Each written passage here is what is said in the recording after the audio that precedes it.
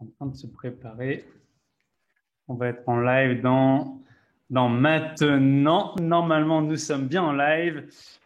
Bienvenue à tous. Bonsoir Jean-Michel. Vous savez maintenant le Bonsoir. rituel. À chaque fois que vous arrivez sur notre live, et aujourd'hui on a un invité d'exception. Je vous ai prévenu qu'il a une histoire digne d'un film Hollywood d'action. Je vous invite à dire un coucou, d'accord? De le regarder. Si vous le regardez en live, vous mettez hashtag live. Au moins, on ira vous faire un coucou à la fin. Si vous le regardez en replay, c'est hyper important. Mettez hashtag replay et mettez des cœurs pour Jean-Michel parce que ça va être exceptionnel d'entendre son parcours et son histoire. Merci Jean-Michel d'être présent ce soir. Merci à toi. C'est vrai que la première fois où on s'est parlé, tu m'as dit Fabien, est-ce qu'on peut s'appeler? J'aimerais bien te partager mon histoire. Ça a commencé comme ça. Et on a passé 1 heure et demie au téléphone où je te posais des questions et puis tu me partageais ton parcours, comment tu es arrivé de chef d'être entrepreneur à écrire un livre sur Fukushima, Tchernobyl, alors que tu n'y connaissais strictement rien. Comment ça t'est Voilà. venu cette idée, Jean-Michel, d'écrire un livre? Alors, moi, c'est ce que j'appelle mon chemin de vie. J'ai eu un départ de vie tout à fait normal. J'ai été papa très jeune. Donc, après mon bac, j'ai suivi les cours. J'ai passé un BTS publicité. J'ai suivi en cours du soir avec le COUFIN, avec ma première fille. Voilà. Et puis, donc, j'ai trouvé un emploi et j'ai eu un excellent patron qui était un père, on peut le dire, pour moi. Voilà, où je suis resté 18 ans dans cette société, j'avais une bonne situation, je vivais bien, on voyageait beaucoup dans le monde, j'avais pu acheter une maison, faire construire une maison sur la Côte d'Azur, enfin tu vois vraiment la belle vie du jeune cadre dynamique. Et puis une année en 91, un des deux associés de la société a pris sa retraite, il a vendu ses parts à l'autre, mon patron, à moi. Et je ne voulais pas aller dans sa holding, travailler dans sa holding. Donc, il m'a proposé de racheter une société dont je m'occupais un peu. Voilà, c'était une société de vente Ok. par correspondance de matériel de pêche. Et quand tu es marié depuis 20 ans et que tout est merveilleux, tu ne vas pas chercher un associé autre que ton épouse. Voilà, donc ben, j'ai pris mon épouse. Et puis le problème, c'est que 3 mois après, on a reçu une lettre du banquier nous indiquant que la société ne faisant plus partie à un holding, mais appartenant à monsieur et madame Jacquemin, il y avait un découvert en banque qu'il fallait couvrir. Alors, si tu veux, la chose j'aurais dû faire, c'était déposer le bilan, puisque je venais d'acheter la société, ce n'était pas mes dettes, mais je ne l'ai pas fait. Voilà. Donc, on a mis 2 ans à tout perdre. Le couple, bien sûr. Je suis curieux, Jean-Michel, avant qu'on continue. Qu'est-ce qui s'est passé dans ta tête? Pourquoi tu n'as pas voulu justement déposer le bilan et tu as voulu persévérer et continuer? Parce que si tu veux, je suis parti très jeune de chez mes parents, hein. J'ai été papa très jeune, j'ai été grand-père à 36 ans et arrière-grand-père à 54, tu vois. Donc j'ai commencé ma vie très jeune, mais pas avec des bons rapports avec mes parents. Et ce patron, s'il a remplacé mon père, si tu veux. Il était là pour nous aider et tout. À titre d'exemple, quand j'ai acheté mon premier appartement en 76, le lendemain, je suis arrivé au bureau, il m'a dit, donnez-moi le chéquier, il m'a fait un chèque de 5 000 francs. Il m'a dit, ça vous évitera de manger des patates pendant 6 mois. Voilà, je ne sais pas ce que représente 5 000 francs de 76 aujourd'hui, mais bon, je peux te dire que c'était une somme énorme quand même. Voilà, Mhm. donc non, je n'ai pas osé déposer le bilan. Par respect peut-être, bon. Mais bon, on va voir par la suite. C'était écrit dans ma vie, si tu veux, ça devait se passer comme Ouais. ça. Voilà, donc ben, on a commencé à ramer pour cette société et puis ben, on s'en sortait pas parce que c'était une société de vente par correspondance de matériel de pêche, si tu veux. Donc de mars-avril jusqu'en octobre, ben, on était dans le rouge, dans le bleu et en octobre, on passait dans le rouge parce qu'il fallait sortir de l'argent pour le nouveau catalogue, pour les photos du nouveau catalogue et tout. Voilà. Donc quand la société est dans une holding avec d'autres sociétés, les banques ne bougent pas, mais quand elle était juste à nous, c'était pas du tout pareil. Donc en 2 ans, ben, tout a volé en éclats. Et si tu veux, un samedi où on avait fini de travailler, on est allé faire les courses au centre commercial. C'était la semaine de la voyance. Alors moi, je crois à la voyance, mais pas dans un centre commercial, pas un samedi. Mais bon, ça allait très mal, tu vois, et si bien la société que le couple. Et on passe devant un stand et une voyante nous dit entrez. Bon, alors ça allait tellement mal, on n'avait pas grand-chose à risquer. On s'installe et elle tire ses cartes et elle me dit vous écrivez des livres. Je dis, ça commence bien. Elle me dit, vous avez créé des livres qui touchent la santé. C'est de mieux en mieux. Voilà. Et puis, elle nous Ouais. dit, je peux être franc avec vous? Ben, on dit, oui, on est là pour ça. Elle dit, je vois une séparation du couple au mois de mai. Et puis elle continue et elle me regarde dans les yeux et elle me dit, vous, monsieur, si vos anges gardiens ont décidé que vous n'êtes pas sur votre chemin de vie, ils vont tout balayer dans votre vie. Alors naturellement, ce jour-là, c'est rentré là, c'est sorti là, parce que j'avais beaucoup d'autres problèmes à gérer. Mais effectivement, au mois de mai, il y a eu la séparation du couple. La société a été mise en redressement et puis en septembre, la société a été mise en liquidation. Voilà. Alors à partir de là, tu es saisi de partout. Ouais. Tu n'as plus rien à toi, la banque saisit tes comptes, tout, tu as les huissiers naturellement. Tu Et sombres, voilà, là, et là, et là, c'est la spirale négative, descendante. descendante. Et je suis curieux, Voilà. comment tu te sens à ce moment-là, Jean-Michel, où là, tu as la voyante qui te dit que vous allez tout perdre, que tu vas avoir une séparation, et là, ça se passe dans ta vie, mais comment tu te sens à ce moment-là, toi? Je me dis, elle est excellente, il faut que je le retrouve pour le savoir, pour la suite. Non, je me sens très mal, d'autant plus que si tu veux, les amis sur qui je comptais, des amis qui venaient passer les vacances dans la maison du Midi et tout, il n'y a plus personne. J'ai des amis qui sont là, heureusement, mais ce n'est pas ceux que j'attendais. Ce n'étaient pas ceux sur qui je pouvais demander de l'aide. Mais par contre, eux, ils sont là, ils ont même été très, très présents. Alors, je me retrouve dans un petit studio, je quitte une grande maison pour me retrouver dans un petit studio qui n'est pas à mon nom. L'électricité, le téléphone, tout ça, c'est au nom de ma secrétaire. J'ai un ami qui m'ouvre. Alors, j'ai plus d'argent, je suis saisi de partout. Et comme j'étais pendant 2 ans, 3 ans, directeur de ma boîte, j'ai pas droit, j'ai pas d'acédique. Et puis finalement, ma secrétaire se renseigne et elle s'aperçoit que si, j'ai quand même travaillé 22 ans avant. Donc sur ces 22 ans avant, j'ai quand même droit à des ACD. Donc on va les faire virer sur un compte d'un ami, qui est un frère, une âme sœur. Et voilà comment je commence. Et donc, je suis dans mon petit studio un soir avec mon bol de cornflakes et je regarde la télé, je vois une émission sur Tchernobyl. Pourquoi Tchernobyl, je ne sais pas. Pourquoi je suis scotché par cette émission, cette femme, Marie-Laurence Simonet, qui a créé une association des enfants de Tchernobyl. Je prends le Minitel, je la contacte. Elle me dit, on se voit samedi. Le samedi, on discute, on se rencontre. Et elle me dit, je pars dans 3 semaines, je t'emmène. Voilà, et 3 semaines après, j'étais en Ukraine. Et je découvre ce qui se passe sur place. Je vois, elle a demandé une clinique où elle fait soigner des enfants. Elle les fait revenir en France pour qu'ils soient soignés à Paris. Et donc, je me renseigne et tout. Et puis, au retour, eh ben, je me mets à écrire sur ce qui se passe, sur cet événement et ce qui se passe dans les 3 anciennes républiques soviétiques, l'Ukraine, le Bélarus et la Fédération de Russie. Et je commence à taper aux portes des éditeurs. Et naturellement, ça ne les intéresse pas parce que ce n'est pas commercial. Eux, ce qu'ils veulent, c'est quelque chose qui se vende, faire du fric. Et quelques semaines après, il y a quelqu'un d'important qui vient en France, que je voulais rencontrer depuis longtemps. Il était déjà venu, mais bon. Donc, je me lève de bonne heure. À 9 heures, j'arrive sur la base militaire de Reims et j'assiste à la messe du pape. Et au retour, en voiture, je me dis, s'il me fait la préface, je suis sûr qu'ils vont me le prendre. Et effectivement, il y a un grand éditeur parisien qui m'a répondu positivement pour le même livre qu'il avait refusé. Mais avec la préface du pape, ça passait. Donc, je reprends mon Minitel, l'archevêché de Paris. Je tombe sur l'abbé Fournier qui me reçoit et qui me renvoie sur Monseigneur Frana à l'Annonciature apostolique. 2 jours après, je rencontre Monseigneur Frana, qui connaît le problème parce que dans son village en Italie, il reçoit des enfants de Tchernobyl, justement, l'été.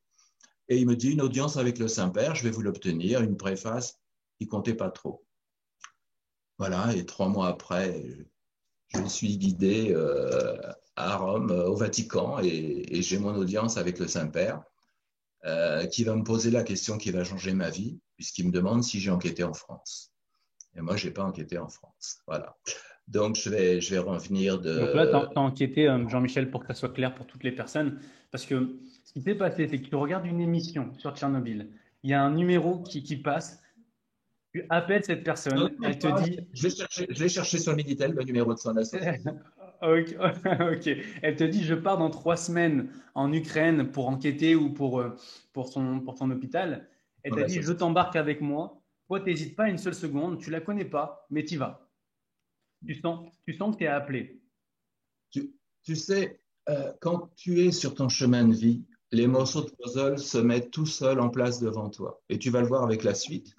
Ouais. Donc, je rentre de Rome. Une semaine après, un matin, on me téléphone, on me passe Monseigneur Etchegaray, qui était, on peut dire, son ministre des Affaires étrangères. et qui me dit le Saint-Père m'a demandé d'écrire votre préface, mais je pars en Amérique du Sud, ensuite en Afrique du Sud, donc pas avant 6 mois. Je dis, ok, j'étais tellement content déjà, c'était bien. Et puis, dans les semaines qui suivent, chez des amis, je sais pas, toujours ces morceaux de puzzle qui se mettent en place. Ouais. Je rencontre le métropolite Michel de l'église de Kiev qui me pose la même question. Est-ce que vous avez enquêté en France? Alors là, je me dis, il y a un message quand même. Voilà. Et Ouais. donc, je recontacte Marie-Laurence pour avoir les coordonnées du professeur Orango à la Salpêtrière, celui qui reçoit les enfants d'Ukraine, qu'elle lui envoie et qui les soigne. Et donc, je le rencontre et il m'explique. Je ne comprenais pas pourquoi des enfants qui avaient été irradiés par le nuage, enfin par de Tchernobyl, on les amenait dans des chambres plombées pour les irradier à nouveau, si tu veux. Voilà. Donc, je passe une matinée avec lui et il me conseille de prendre contact avec Florent de Watter, qui est épidémiologiste à l'IGR, Villejuif. Donc, je rencontre M. Florent de Watter, qui me reçoit aussi une demi-journée pour m'expliquer comment il fait ses études épidémiologiques et qui me dit, en France, il n'y a qu'une seule personne qui a vraiment des études épidémiologiques sur les cancers de la thyroïde, c'est le docteur Marie-Joëlle Delisle à Reims. Il me renvoie sur elle, elle me reçoit et elle venait, on est en 97, elle venait d'avoir son bilan 76-86. Mais elle avait commencé en 66, donc elle avait 30 ans de résultats derrière elle. Et elle venait de découvrir qu'elle avait une augmentation de 300% des cancers de la thyroïde en Champagne. Voilà, donc bon, puis je continue mon enquête. Je vais à Valence à la CRIRAD, qui était une association qui avait été créée juste après Tchernobyl, où je reste une semaine pour voir tous les documents qu'ils avaient gardés. Eux, ils ne s'occupaient plus de Tchernobyl à l'époque. On ne parlait plus de Tchernobyl d'ailleurs en France à l'époque. Je rencontre le directeur de l'IPSN, qui est devenu l'IRSN aujourd'hui, l'Institut de radioprotection et de sûreté nucléaire, pour poser toutes mes questions et tout. Je rencontre des médecins, voilà. Et puis j'arrive à un livre qui est plus du tout préfaçable par un cardinal, parce que je suis en train de dénoncer un mensonge d'État. Un mensonge d'État où, à l'époque, on avait comme Premier ministre Monsieur Chirac, comme ministre de l'Intérieur Monsieur Pasqua, et puis Michel Barzac à la santé et Alain Carignon à l'environnement. Et donc, je fais relire ce livre, puisque j'ai tout appris en faisant mon enquête, si tu veux, par des gens compétents. Déjà, ceux que j'ai interviewés, je leur ai fait relire leur passage à eux, ce qui était une bonne chose, parce qu'il y avait des professeurs en médecine qui ne voulaient pas être cités, mais qui me donnaient des informations. À partir du moment où ils voient où tu les respectes, que tu ne donnes pas leur nom s'ils te disent, et que tu mets leur nom s'ils sont OK, ensuite, tu as les informations qui viennent pour la suite. Voilà. Et donc, je rencontre Madame Belbéoc, qui était une ancienne du CNRS, qui relit le livre et qui me dit, vous avez fait un excellent livre, il n'y a jamais eu de livre sur Tchernobyl. Est-ce que vous avez un préfacier? Ben, je dis non, j'en avais un, mais c'est plus possible. Elle me dit, je connais bien Théodore Monod. Si vous voulez, on va le rencontrer. Voilà. Donc, C'est qui Théodore Monod? Théodore Monod. Alors, toi ici, tu dois connaître Haroun Taziev pour les volcans. Ouais, sûrement. Voilà, voilà. Théodore Monod, c'était les déserts. Ok, Alors, d'accord. c'était un grand pacifique qui, tous les ans, faisait 10 jours de jeûne au moment de l'anniversaire de Hiroshima-Nagasaki. Donc, c'est D'accord, ok. un grand sage, un grand écologiste, si tu veux. Et donc, on rencontre ce monsieur qui avait déjà 97 ans et il s'est fait lire le manuscrit parce qu'il était déjà presque aveugle. Et 48 heures après, il m'a appelé en me disant, Monsieur Chakma, vous pouvez venir chercher votre préface, elle est prête. Voilà. Et à ce moment-là, j'ai effectivement trouvé aussi un éditeur. Donc, on a reçu à l'édition le livre le jeudi, on l'a envoyé aux médias parisiens. Et le lundi matin, la secrétaire d'Yves Calvi me téléphonait en me disant, Monsieur Jacquemin, on a reçu votre livre. Si vous êtes disponible le mercredi, on vous attend à 7h30. Et donc, le Là, mercredi, on a c'était le livre, Jean-Michel, excuse-moi de te couper. fait ce premier livre. Ok, ce fameux nuage de Tchernobyl. Ok. Voilà. Et parce que tu énonçais Ouais. là, tu énonçais que c'était un mensonge d'État et que tu ne pouvais pas le faire signer par un pape pour la préface.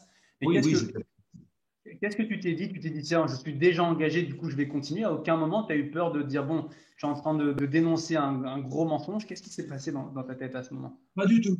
Pas du tout, parce que je faisais ça, mais tu sais, j'étais pris par tous mes problèmes personnels D'accord, ok. de société, de faillite de la société, de liquidation, du divorce, parce qu'il fallait que je me batte aussi pour mes enfants, parce que figure-toi que quand j'allais chercher mes enfants le samedi, c'était le nouveau mec de ma femme qui m'ouvrait dans mes vêtements.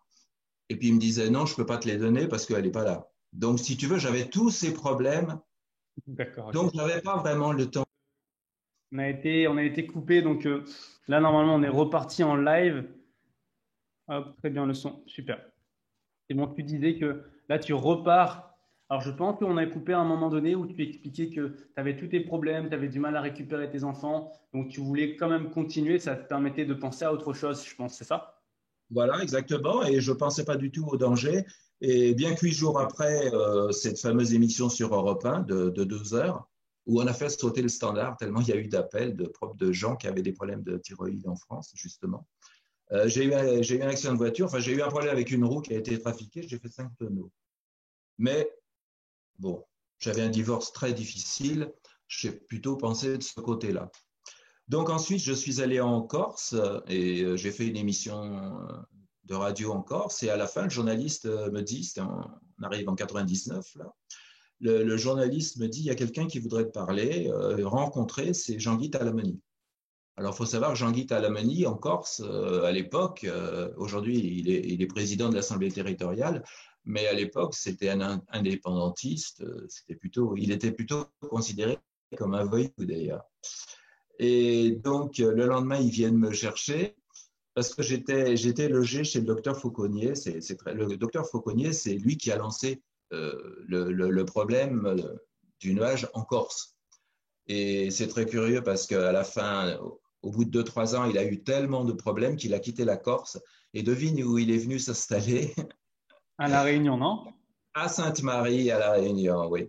Mais bon, Et à cette ouais. époque-là, il était retourné en Corse et il vivait dans un couvent qu'il avait aménagé. Et donc, il m'a reçu dans son couvent. C'était très paisible, chacun une petite cellule. Et donc, le lendemain, le journaliste vient me chercher pour m'emmener chez Jean-Guy Talamoni. Et il me dit, tu vois la voiture rouge qui nous suit? Je dis oui. Il me dit, c'est les RG. Maintenant, tu es catalogué. Ils ne te lâcheront plus. Voilà, donc j'ai passé 3 heures chez Jean-Guy. Qu'est-ce que tu Euh, entends par les RG pour les personnes qui ne savent pas c'est quoi ce mot? des renseignements généraux. Ok. Et Voilà. juste avant, tu disais que dans ton histoire, tu avais eu un moment, un accident de voiture. Est-ce que tu penses qu'il y a un lien par rapport à ça? Ah bah oui, tu vas voir la suite, bien sûr. Oui, oui, tu vas voir la suite. Et donc, il m'a dit, on va... Parce que tu sais, en Corse, tu ne rentres pas chez les gens comme ça, hein.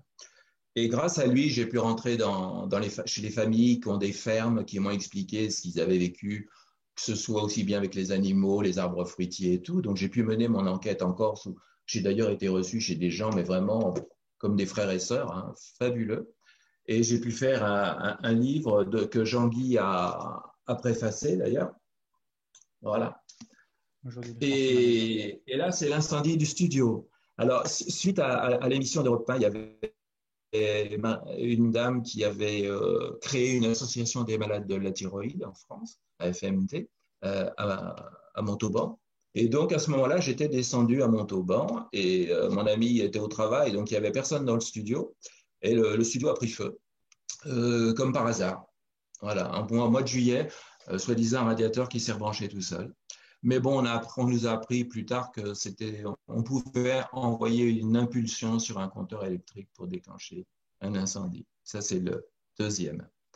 Donc, Ok. je faisais des conférences en France et lors d'un week-end vert, dans le centre de la France, je fais ma conférence. Alors, il y a toujours des inspecteurs DRG quand je fais une conférence, que je salue d'ailleurs en premier. Je les remercie d'être présents.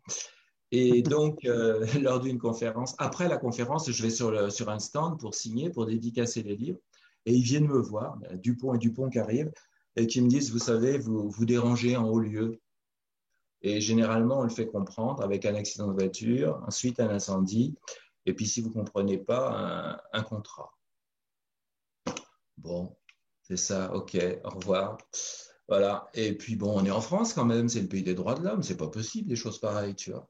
Voilà. Ouais, complètement. Et puis donc, bah, si tu veux, comme je t'ai dit tout à l'heure, les informations continuent d'arriver et tout. Et donc, j'en fais un troisième. Et là, c'est le paquet, c'est j'accuse. Parce que si tu veux, entre-temps, j'ai rencontré Michel Darzac qui me dit, vous m'avez bien soigné dans votre premier livre. Il me dit, tous les communiqués de presse qui sortaient soi-disant du ministère de la Santé, ils sortaient du ministère de l'Intérieur. C'est Monsieur Pasqua qui les faisait. Parce qu'elle dit, moi, j'ai été hospitalisé. Voilà, donc Il a plein été d'informations. hospitalisé du cancer de la thyroïde? Non, non, elle ne m'a pas dit de quoi elle était hospitalisée, mais disons que au moment, elle n'était pas en poste au ministère. Quoi. Son ministère de la D'accord, Santé, ok. il était aux mains du ministère de l'Intérieur. On comprend mieux pourquoi d'ailleurs, vu tout ce qu'ils nous ont caché. Voilà, donc si tu veux, ça va continuer. Je continue à faire des conférences, tout ça. Et puis, eh ben, un jour, ils s'aperçoivent que vraiment, je les emmerde beaucoup, puis je continue. Donc, ils vont s'arranger bah, pour le contrat. Voilà, donc un jour, mon ami et moi, on va se retrouver poignardés avec une bande de branquignoles, de policiers qui vont faire une enquête, mais de manière à ne pas l'approfondir pour pas arrêter notre agresseur. Je veux dire, c'est la même équipe que c'est l'équipe de Versailles, et c'est la même équipe que ceux qui étaient chargés de retrouver la petite Estelle Mouzin, tu vois. C'est pour ça que j'avais dit, bah, ils la retrouveront jamais. Et malheureusement, c'était prophétique. Et donc, bah, tu me connais un petit peu, moi je lâche pas comme ça. Donc, comme je connaissais bien mon avocat, puisque c'était l'avocat que j'avais mis sur Tchernobyl, je photocopie tout le dossier qu'il a et toutes les fanettes des appels téléphoniques de l'individu. Et donc, on s'aperçoit déjà, première chose, c'est que tous les jours, il appelle 3-4 fois un individu qui habite au 7 avenue de Choisy, à Paris 13e. Donc, si j'avais été policier, moi, je me serais rendu chez ce monsieur pour lui demander qui était cette personne qui l'appelait plusieurs fois. Et puis, on s'aperçoit aussi qu'il y a trois bornes téléphoniques qui se déclenchent à Paris quand il téléphone. Donc, on sait le secteur où il est. Donc, je fais un livre qui s'appelle Coupable et d'être victime, qui est assez fort quand même. La preuve, il n'y a aucun éditeur n'a eu le courage de le sortir parce que je mets en évidence l'incompétence, oui, c'est l'incompétence de ce service de police qui doit l'arrêter. Et je pense qu'il y a un éditeur qui va envoyer mon manuscrit à Versailles. Donc là, ils se disent vraiment, il nous fait chier, Jacquemin, il faut qu'on l'arrête. Donc, ils vont arrêter le gars. Alors, et pour l'arrêter, si tu veux, du fait qu'on n'a pas réussi à me tuer, Live bon, est en train de se ouais, ça y préparer. est, c'est Ok. reparti. Ok, super. Décidément, je pense que comme je disais tout à l'heure dans les commentaires, c'est que voilà, comme par hasard, ça arrive. Mais c'est génial. Merci en tout cas, Jean-Michel, de nous partager ton expérience. Donc, tu dis que tu t'es fait poignarder avec 8 coups de couteau, ton ami 6 coups de couteau. Et là, tu décides de publier un nouveau livre, Les coupables de Tchernobyl, où tu parles un peu plus de ton histoire. D'être victime. Ouais. Coupable d'être victime, où là, tu parles un peu plus de. Sur notre agression, si tu veux. Parce que Ok, je voulais absolument que ce gars soit arrêté. d'accord, ok. Et donc, ils ont été l'arrêter de la façon dont j'avais expliqué dans le livre. Voilà. Mais ils ont aussi été l'arrêter avec les caméras de télévision pour faire un reportage.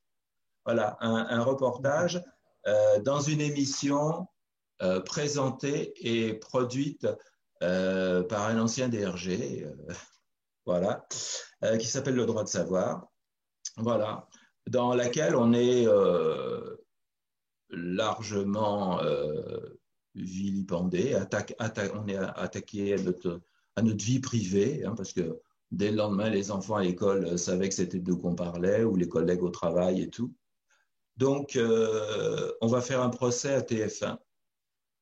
Ok. Nous, petits, nous, les tout petits, on fait un procès à TF1 et TF1 nous envoie tous ces procès qu'ils ont gagnés en nous disant vous, tu Vous sais, pouvez un y peu aller, ouais. comme on a dit les inutiles ou ceux qui ne sont Ouais. rien, comme a dit notre cher président.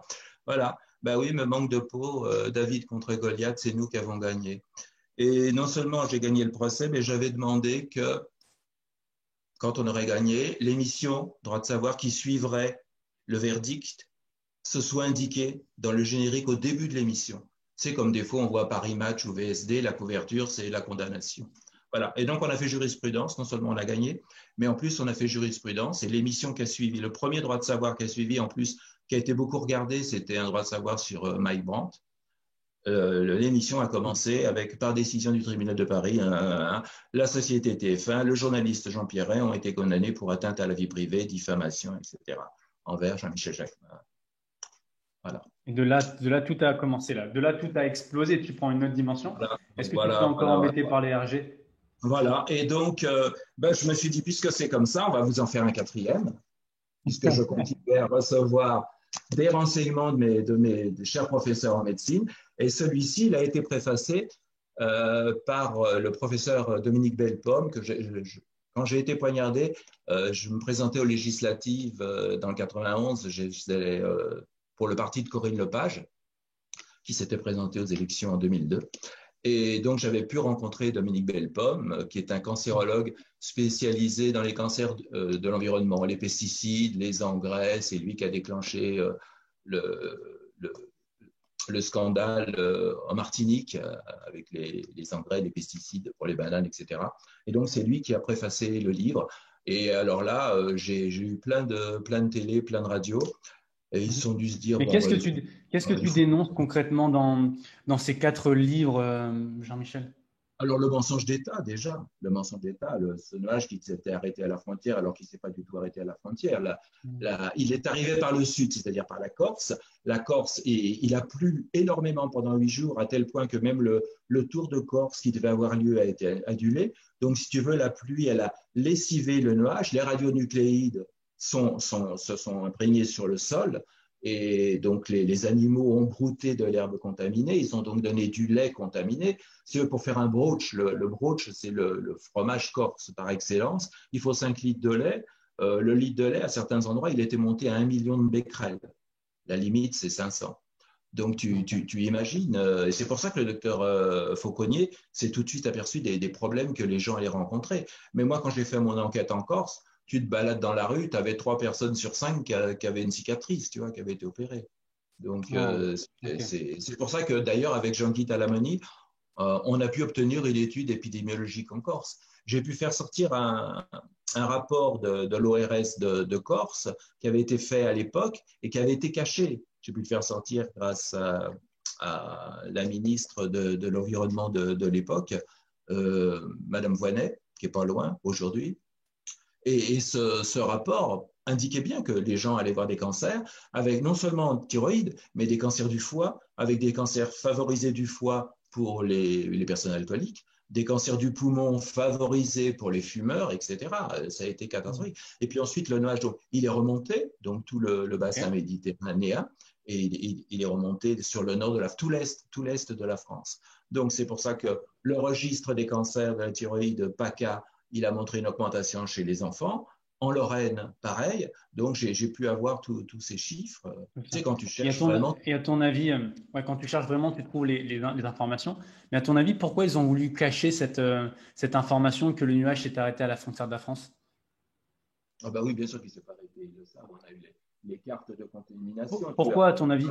Pourquoi? Dans le massif du Mercantour, tu as des endroits qui ont été plus contaminés qu'en Ukraine. Pourquoi? Parce que les radionucléides se sont déposés partout dans les montagnes, mais avec les pluies et les fontes des neiges, ils sont redescendus dans les vallées. Donc, tu avais des endroits, et il y a un endroit qui était contaminé à 1 500 000 becquerels au sol. Mais c'est dans pourquoi tu vois? Parce que ça paraît logique qu'un nuage ne s'arrête pas à une frontière comme ça, mais qu'elle continue. Mais pourquoi la France a voulu cacher ce mensonge-là aux Français, à ton avis?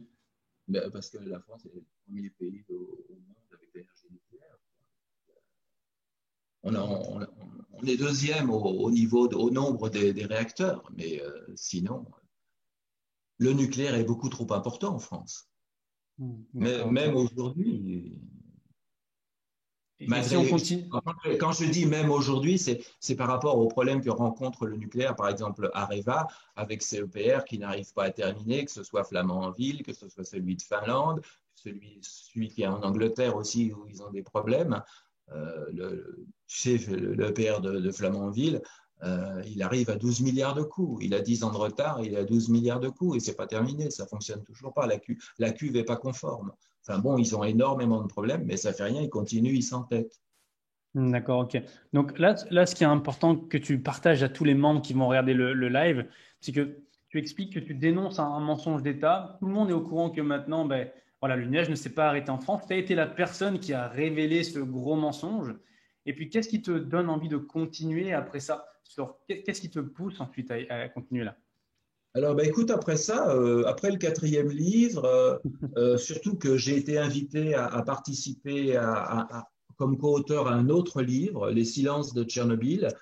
avec des gens comme Mikhail Gorbatchev, Alia Yashinskaya ou Svetlana Alexievitch, qui avait écrit La supplication et qui a eu le prix Nobel de littérature il y a 2 ou 3 ans, je ne sais plus, ça passe tellement vite. Voilà, donc je trouvais que c'était une belle consécration d'être invité à participer à un livre avec ces personnes-là. Donc, ben, j'avais pris mes distances, puis j'avais eu assez de problèmes comme ça. Ma vie redevenait tranquille, paisible. Voilà. Et puis, on m'a proposé un poste de DAF à La Réunion. Donc, ben, j'ai dit, OK, on part à La Réunion. Voilà. Et donc, je suis D'accord. arrivé ici en 2008. Ok. Voilà, dans une société où les aventures ont continué. Où les aventures ont continué puisque bah, j'ai dû faire un audit de la société quand j'arrivais et naturellement, c'était pas très bon. Donc, moi, j'ai été embauché par la holding de Belgique. D'accord. Mon patron, c'était le directeur financier de Belgique. Donc, bah, ils ont eu les chiffres et tout. Et bon, pour eux, ça pouvait pas continuer comme ça. Ils ont viré le directeur et ils ont repris comme directeur la personne qui leur avait vendu la société 2 ans avant. Le problème, c'est que ce monsieur, bon, il avait géré sa société pendant des années, il avait ses copains comme parmi les clients, et il voulait continuer à magouiller. Mais c'est moi qui avais signature en banque. Donc moi, j'ai dit non, ça ne se passe pas comme ça. Et donc, un après-midi, il m'a tout coupé, l'ordinateur, tout. Ils ont changé les serrures parce que c'est moi qui ouvrais le matin à 6 heures et qui fermais le soir à 21 heures. Et il m'a mis à la porte. Donc, le Wow. patron de Belgique est descendu.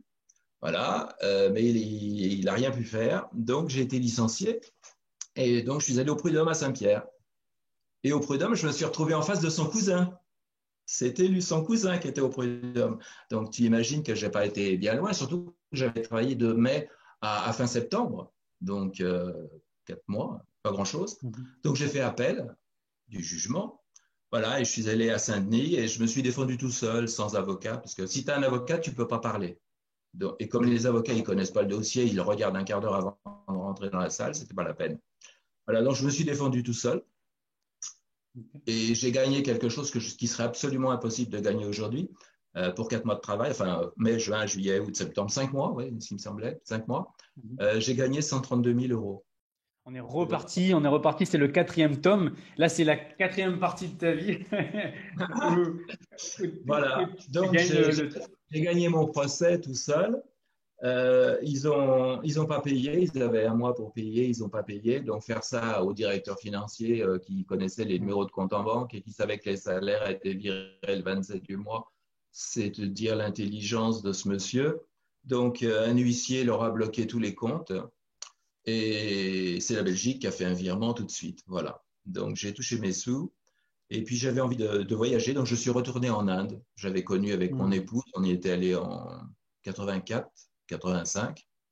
Donc, je suis retourné en Inde. Et d'ailleurs, c'est en 2011, quand il y a eu Fukushima, j'étais dans un ashram en Inde, dans l'Himalaya. Et donc, comme j'ai appelé mon ami le lendemain qui me dit, tu as entendu ce qui se passe? Non. Dans un ashram, on est au courant de rien du tout. Il y a juste une demi-heure par jour où on peut utiliser le téléphone. Voilà, et donc j'ai appris qu'il y avait Fukushima. Bon, je suis revenu ici.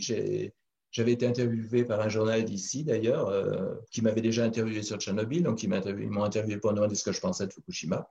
Et puis, bon, bah, pour moi, c'en est resté là. Mais par Facebook, j'ai rencontré un monsieur qui s'appelle Michael Navo, qui avait écrit une lettre à l'époque au ministre, parce que la France rapatriait les Français, mais pas leur conjoint s'il n'était pas français, ni les chiens. Donc, Michael avait été très choqué par cette expression de l'ambassadeur de France. Et sa lettre, elle s'est retrouvée sur Internet. C'est comme ça qu'on est rentré en contact. Et puis, il me dit, mais moi, j'ai fait un petit narratif de ce que j'ai vécu, comment je l'ai vécu et tout. Il dit, si tu veux, je te l'envoie. OK, bon, il me l'a envoyé. Et quand j'ai lu son témoignage, qui aujourd'hui se trouve à la fin du livre, de ce livre-là, qui vient de sortir, Mhm. euh, j'ai revécu Tchernobyl. C'était exactement pareil, les mêmes erreurs. Tiens, on s'apercevait que Tchernobyl n'a pas servi de leçon pour les prochaines, tout comme Three Mile Island n'avait pas servi de leçon quand il y a eu Tchernobyl. Et puis bon, mais j'en restais là, si tu veux. Et puis la nuit, parce que quand j'écris, je suis quand même guidé par mes anges gardiens. La nuit, j'étais réveillé avec Fukushima en gros. Voilà, une fois, deux fois, trois fois, quatre fois, jusqu'au jour où j'ai dit OK, j'ai compris. Et je me suis mis à enquêter sur Fukushima. Bon, j'avais déjà un réseau d'informations qui était présent, que ce soit aux États-Unis, en Angleterre. Et donc, j'ai constitué le réseau avec le Japon, puisque c'était pas la peine d'aller au Japon. Si tu veux, je parle pas japonais et tout en tant qu'étranger. C'est sûr que j'aurais pas pu avoir les informations que les Japonais sur place avaient. En plus, il y en a qui ont eu d'excellentes informations. Jusqu'en 2015, c'était facile. En 2015, le Japon a fait une loi pour interdire certaines informations. Les journalistes n'ont pas le droit de donner certaines informations. Mais donc, j'ai pu découvrir des choses absolument incroyables sur Fukushima. Pour te donner une idée, Tchernobyl, c'était un réacteur, 10-15 jours. Au bout de 10-15 jours, il a été éteint. Ils ont jeté du sable, du bord dessus. Il était éteint. Le D'accord, ok. nuage, le nuage il a pollué l'Europe. Ça, c'est évident. Mais Mhm. Fukushima, c'est trois réacteurs, trois explosions nucléaires, et c'est une contamination chronique et pérenne. Quand je dis contamination chronique pérenne, c'est pas moi qui le dis, c'est l'IRSN, hein, l'Institut de radioprotection et de sûreté nucléaire. Ça veut dire que depuis 10 ans, l'eau est déversée dans l'océan. Wow. Fin mai 2011, les poissons pêchés au large de Hong Kong, à 3000 km, ils étaient déjà contaminés au césium. Et quelques années plus tard, c'est les thons pêchés au large de la Californie qui sont contaminés, Californie, ok. voilà, qui sont contaminés au césium. Quand tu entends aujourd'hui, officiellement, puisque je viens de te le dire, ils le font depuis 10 ans, mais qu'officiellement, ils vont déverser 1 million de tonnes d'eau contaminée dans l'océan Pacifique, c'est catastrophique. Et tous les ans, ils en parlent, hein. Moi, j'ai des articles de journaux, octobre 18, octobre 19, octobre 20. C'est comme les marronniers, enfin, ils appellent ça les marronniers dans le journalisme, ça ressort à des périodes régulières, c'est régulier, ça bouge pas. Là, pour l'anniversaire, donc ils ont annoncé officiellement, ça y est, ils vont le faire sur Mhm. 2 ans. C'est complètement catastrophique et personne ne bouge. Je veux Ap- dire, Après j'ai- coup, là, Jean-Michel, parce que si tu veux, après coup, qu'est-ce que tu te dis là maintenant en ayant tout le recul, toutes les expériences que tu as vécues, qu'est-ce que tu te dis en observant ces deux catastrophes, après toutes tes recherches et toutes tes enquêtes, qu'est-ce que tu te dis sur les secrets d'État? Pourquoi c'est caché? Pourquoi c'est mal géré ces problèmes-là? alors, deux questions, deux réponses à ta question. Après toutes mes expériences, euh, je me dis que j'ai été un peu gourmand avant de me réincarner quand j'ai choisi mon karma. Tu sais que ce que l'on vit, Ouais. on l'a décidé, on l'a choisi avant de s'incarner. Hmm.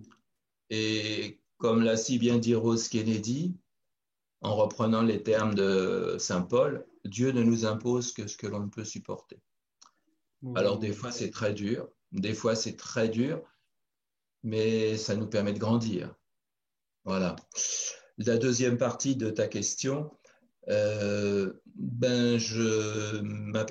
me suis aperçu que les mensonges continuent, si tu veux.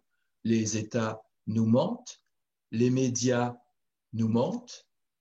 Euh, et là, avec le 10e anniversaire de Fukushima, à un point qui est absolument incroyable pour la France. On va y venir. Il y a eu un rapport de l'UNSCER qui est sorti quelques jours avant le 10e anniversaire. L'UNSCER, c'est le comité scientifique des Nations Unies sur les effets des radiations atomiques. Voilà. L'UNSCER a expliqué qu'il n'y avait pas de mort, pas de cancer, rien à voir. Et alors, l'agence, l'AFP, a fait que tous les journaux français, à part Le Monde, avaient fait pas d'effet néfaste. Et tu en as même qui ont été assez culottés, ils nous ont écrit, Le Point a eu le toupet d'écrire zéro mort, zéro cancer. Et Marianne Ok. a surenchéri. Il faut savoir que des morts, il y en a eu. Les 7 mois qui ont suivi la catastrophe, 6 ouvriers sont décédés. L'UNSCER a refusé de reconnaître que c'était dû aux radiations. Pour ceux qui ont vu le film qui est sur Canal actuellement, Fukushima 50, ce sont les 6 ouvriers qui ont essayé, au risque, au péril de leur vie, d'aller ouvrir les aérations dans le réacteur numéro 2.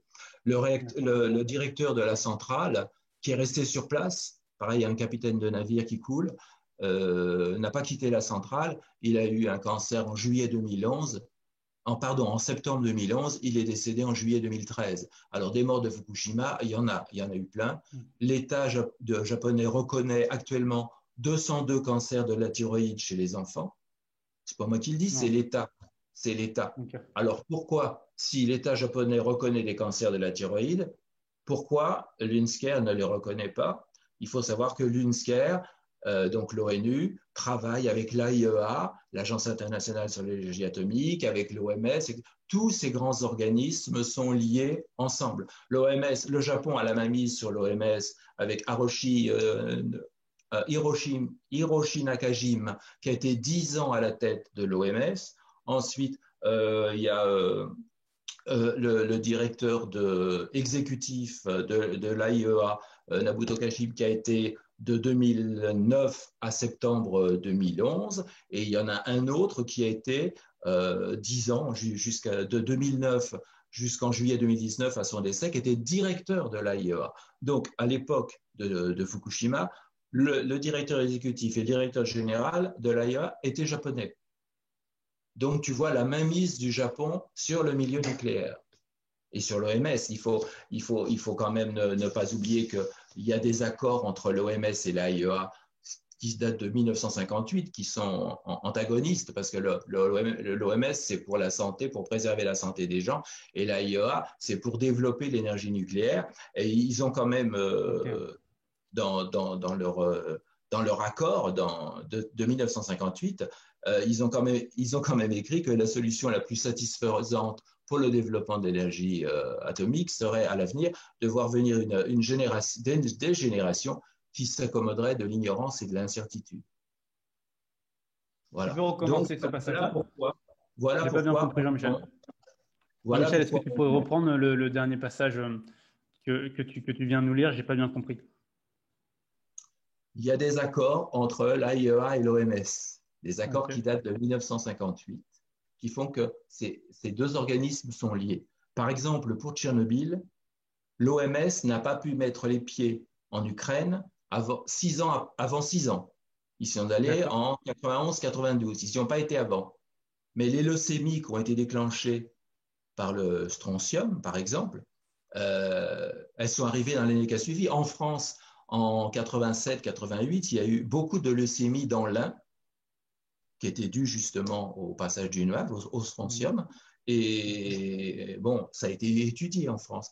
Mais pour l'Ukraine, l'OMS n'a pas eu le droit d'y mettre les pieds parce que c'est l'AIEA qui décidait. C'est l'AIEA qui décide si l'OMS peut aller ou pas aller. C'est leurs Mhm. accords entre eux. D'accord. Donc l'OMS n'est pas libre. Et qu'est-ce que tu disais par rapport à l'accord qu'ils avaient mis en place entre l'énergie nucléaire et le système de santé? Tu disais que pour développer l'énergie nucléaire, et là, ça a bugué un peu. Eh ben, ils ont signé un accord qui indique que la solution la plus satisfaisante serait à l'avenir de voir monter des générations qui s'accommoderaient de l'ignorance et de l'incertitude. C'est Ouh, nous, les générations. ok. On est en plein C'est dedans d'ailleurs. c'est-à-dire ne pas trop s'informer Ouais. et puis gober tout ce Et que puis l'on. gober tout ce qu'on nous dit. Jean-Michel, pour terminer, parce que c'est vrai qu'on pourrait rester pendant 2 heures, 3 heures, parce que tu as un parcours voilà, en Inde. On n'a pas eu ton histoire de comment tu as monté un spa, je me souviens en Inde, comment tu l'as C'est un vendu. centre de soins où j'étais maître Reiki. Oui. Maître Reiki, voilà, il y a plein de parties de ta vie qui est hyper intéressante. Je voudrais qu'on termine sur ce live avec la fameuse les trois vérités. Et tu sais, c'est important. Ça nous permet vraiment d'avoir la substance moelle de toute ton existence. C'est Jean-Michel, après tout ce que tu as vécu, Et, d'accord? après, excuse-moi, après, je voudrais dire quelque chose pour la conclusion pour moi, Ouais. très important. Vas-y. Vas-y, alors ce que je te propose, c'est qu'on partage là les trois vérités et puis on va conclure ensuite sur ce que tu souhaites dire. Ça te va? Ça va. Ok, très bien. Si tu devais, Jean-Michel, s'il ne resterait plus rien, plus tes livres que tu as écrits, mais il resterait seulement ces trois vérités que tu as envie de partager au monde. Ce sont tes trois vérités à toi qui te semblent importantes que le monde découvre. C'est comme si tu laissais un héritage derrière toi. Quelles seraient ces trois vérités qui te semblent importantes?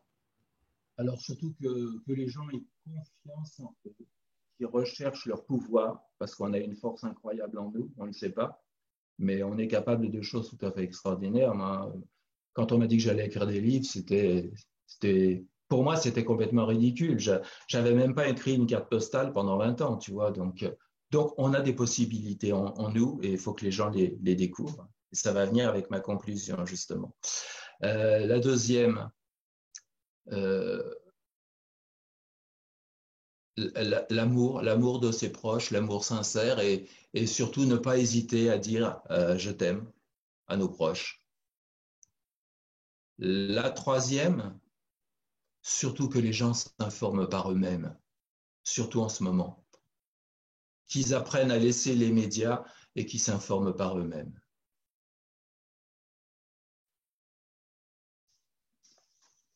Ok, merci pour tes trois vérités. Donc, découvrir les possibilités et confiance en nous. Comme là, tu nous disais que toi, à aucun moment, tu pensais que tu allais écrire des livres, mais il y a une personne qui a cru en toi, ou du moins qui t'a transmis un message, et puis qui t'a mis sur la voie. La Ouais. deuxième vérité que tu voulais partager, Jean-Michel, c'est l'amour de ses proches. D'accord, ne pas hésiter à dire je t'aime, c'est hyper important. Et Voilà. la troisième vérité que tu veux partager, c'est ben, informez-vous, ne restez pas dans l'ignorance, mais n'écoutez pas les médias ou du moins tout ce qu'on peut vous dire. C'est bien ça? Tout à fait. Ok, si tu devais conclure et laisser un dernier message, ça serait quoi, Jean-Michel? Ben, ça va être celui-là. Je vais te parler d'un homme qui, en 1816, à 7 ans, il est forcé de travailler car sa famille se fait expulser. En 1818, sa mère meurt. En 1828, il perd sa sœur. En 1831, il lance son premier business. Il fait faillite. En 1832, il se présente aux élections législatives. Il perd. En 1833, il emprunte de l'argent pour créer un autre business. Il fait encore faillite. En 1835, il rencontre une femme merveilleuse. Il tombe amoureux. Il se fiance. Elle meurt. En 1836, il rentre dans une période sombre de sa vie et il rentre en dépression profonde. Il reste alité 6 mois consécutifs. Mais il se relève et cette même année, il se présente aux élections législatives. Il perd à nouveau. En 1840, il se présente pour être électeur. Il perd. Si parmi ceux qui nous écoutent, quelqu'un a deviné qui c'est, je leur offre mon premier livre.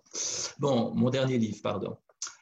Euh, En 1840, il se présente pour être électeur, il perd. En 1842, il rencontre la femme avec qui il va finir sa vie, il se marie, elle lui donne 3 enfants, ils en perdent 3. En 1843, il se présente au Congrès, il perd. En 1845, il se présente à nouveau au Congrès, il perd de nouveau. En 1850, son fils meurt. En 1854, il se présente au Sénat, il perd. En 1856, il se présente pour être vice-président, il n'a même pas 100 voix. En 1858, il se présente à nouveau au Sénat, il perd de nouveau. En 1860, Abraham Lincoln est élu président des États-Unis d'Amérique. Il fait 2 mandats exceptionnels qui font de lui l'un des présidents les plus respectés, les plus impactants de l'histoire des États-Unis. Voilà. Et c'était important que je raconte cette histoire de persévérance parce qu'on voit bien souvent le héros et la réussite, mais on ne voit pas les coulisses. Hmm. Et en quoi cette histoire t'inspire à toi, Jean-Michel? Comme quoi, il ne faut jamais lâcher prise. Il faut toujours se battre. Il faut toujours avoir un objectif. Mais je suis cancer ascendant Capricorne, donc Capricorne, il faut toujours se battre pour quelque chose, tu vois. Dès que j'ai quelque chose, ça y est, hop, je passe à autre chose. Hmm. Et il Ah, faut, je veux dire, ça montre que dans la vie, on peut prendre des baffes énormes, tomber, se relever, retomber, mais il faut continuer, il faut se battre. Super. Jean-Michel, où est-ce que les gens pourraient trouver tes ressources, s'ils veulent acheter tes livres, s'ils veulent découvrir un peu plus de tes interviews, un peu plus de ce que tu as fait? Où est-ce que les gens peuvent Alors, partir? le dernier livre, là, il est à La Réunion, il arrive à La Réunion, il est à la librairie Autrement, à Saint-Pierre, à la FNAC. Sinon, les classiques, Amazon, bien sûr.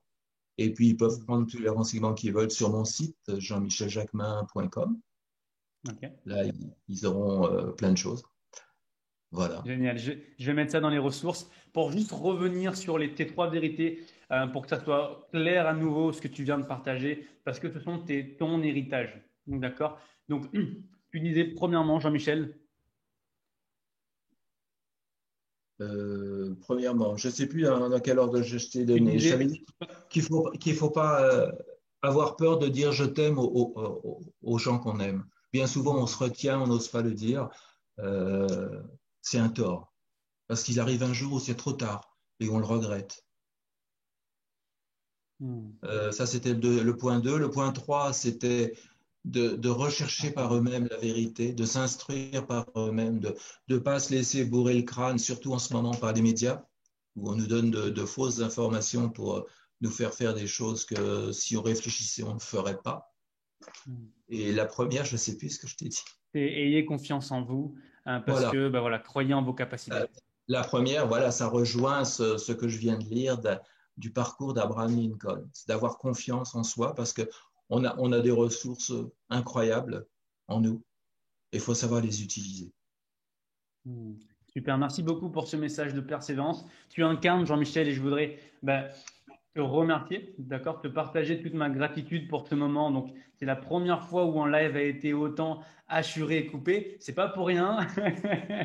Il y a Et certainement des règles. oui, et je te remercie pour cette expérience. Je te remercie également bah, d'être venu et de partager un bout de qui tu es.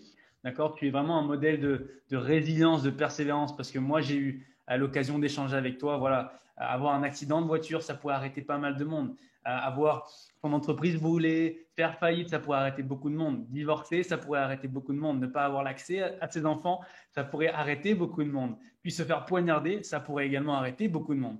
Donc, je tiens vraiment à te remercier d'être là aujourd'hui et de partager qui tu es pour toutes les personnes. C'est moi qui te remercie de m'avoir invité. Et si tu me permettais, si c'est fini, on pourrait terminer par une chanson Allez, qui, qui regroupe tout ce que l'on vient de dire. ok.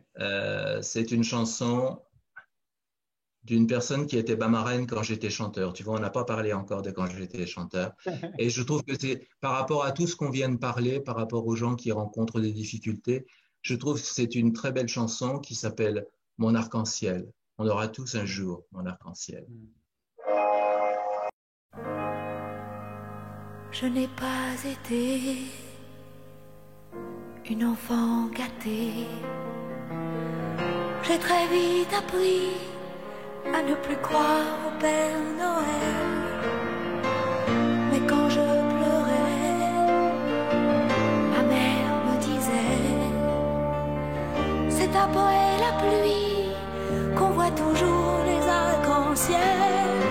Dans ma vie, j'ai eu des hauts et des bas, mais j'ai pas oublié ça. Aujourd'hui, plus rien ne va, mais demain, tout ira très bien. Mon arc-en-ciel, je l'aurai, mon arc-en-ciel. Après les jours taureaux noirs, il y a toujours un jour, un merveilleux jour où l'on a rendez-vous avec l'amour. Mon arc-en-ciel, je l'aurai, mon arc-en-ciel. Après les années noires, il y a toujours un soir, un merveilleux soir où l'on a rendez-vous avec la gloire. Il y a des soirs où où l'on ne sait plus si on a envie de faire l'amour ou de mourir. Les néons des bars brillent dans la rue et tout près du lit des somnifères pour s'endormir. Dans la vie, on prend parfois des coups bas, mais faut pas mourir pour ça. Aujourd'hui, plus rien ne va, mais demain, tout ira très bien. Mon arc-en-ciel, je l'aurai, mon arc-en-ciel. Après les jours de taureau noir, il y a toujours un jour, un merveilleux jour où l'on a rendez-vous avec l'amour. Mon arc-en-ciel, je l'aurai, mon arc-en-ciel. Après les années noires, il y a toujours